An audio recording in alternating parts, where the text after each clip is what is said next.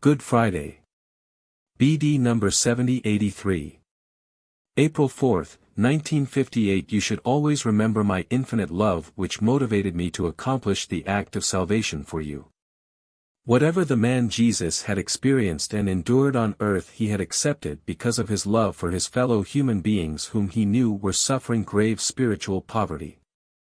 Even as a man he already knew of humanity's immense guilt of sin and the hopelessness of releasing itself without help. This knowledge was the result of his life of love, and thus he took pity on humanity and wanted to help. However, as a result of his love he also realized that he had to fulfill a mission. That I myself had sent him to earth to serve me as a vessel, and thus I myself could accomplish the act of salvation in him for the redemption of the said immense guilt of sin. And in accordance with this mission his life on earth progressed. A life of untold difficulties and pain which first had to mature him and which his soul experienced simply because of his association with sinful people, because his soul had descended from the kingdom of light into darkness.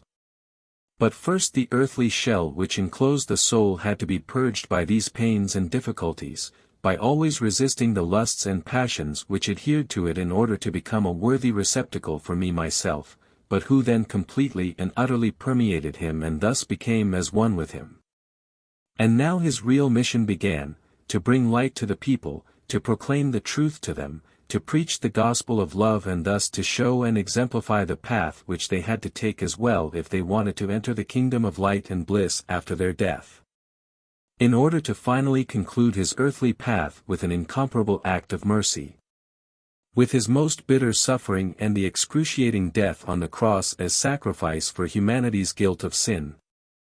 And this mission was indeed accomplished by a human being, but I myself was in this human being, I myself, eternal love, accomplished the act of salvation, because only love was able to make such a sacrifice, only love could suffer the torments of the cross, and only love could find the strength to patiently endure in complete consciousness until his death. And although the man Jesus exclaimed on the cross the words, my God, why have you forsaken me?"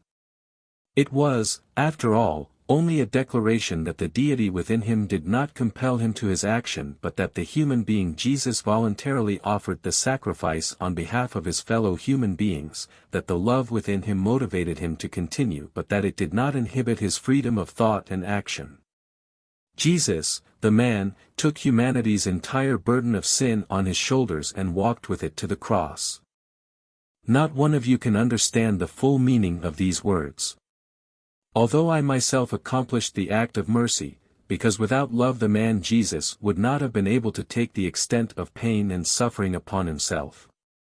Yet at the same time the deity could not suffer and thus the level of pain and suffering had to be endured by a soul capable of suffering, by a human being whose body was sensitive to pain and who thus made amends in this way for what had caused the whole of humanity to become guilty before God.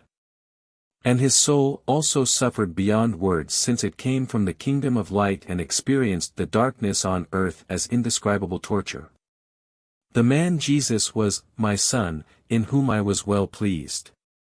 He was devoted to me in every sense, with all his love, he lived amongst sinful people and his soul ceaselessly searched for me, his God and Father of eternity, his love forced me to flow into him incessantly, and thus unification between human and God could take place, that is, God's human manifestation, could proceed in absolute lawful order.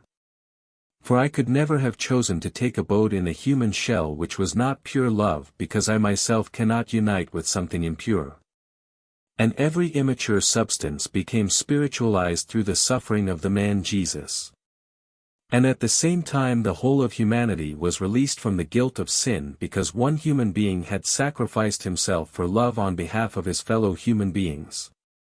The man Jesus glorified me myself through his death, and I glorified him by choosing him as the eternally visible outward appearance for myself.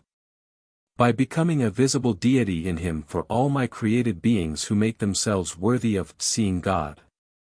As long as you live on earth you can forever visualize my infinite love which had helped you to become liberated through the act of salvation. But you will only understand the complete profoundness of this act of mercy when you have entered the kingdom of light yourselves, when the light of realization permeates you once again as it did in the beginning. Then you yourselves can participate too, you will experience it as reality and only then understand my infinite love which did whatever needed to be done to regain its children who once went astray due to the immense guilt of apostasy from me. Amen.